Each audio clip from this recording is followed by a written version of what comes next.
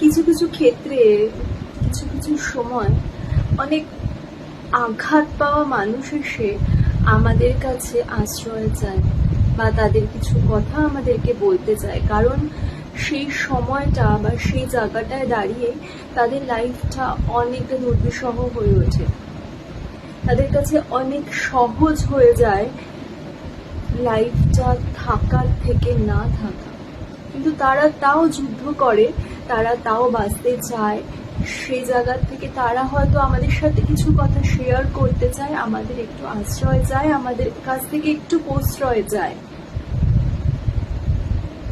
তোমরা বা তোমাদের মধ্যে কারুর সাথে যদি এরকম কিছু হয়ে থাকে, তোমাদের কোনো ফ্রেন্ড তোমাদের কাছে এসেছে এটা বলতে যে তার সাথে কিছু খারাপ হয়েছে বা তার লাইফে কিছু সমস্যার জন্য সে ফাইট করছে, যে কোনো রকমের সমস্যা হতে পারে, তোমরা কেউ যদি বিরক্ত হও, প্লিজ তাকে সাপোর্ট করো না, তাকে এন্টারটেইন করো না, ইটস ওকে, বাট তাকে মিথ্যে বন্ধুত্বের প্রতিশ্রুতি দিয়ে তাকে আবার ঠকিও না, প্লিজ প্লিজ।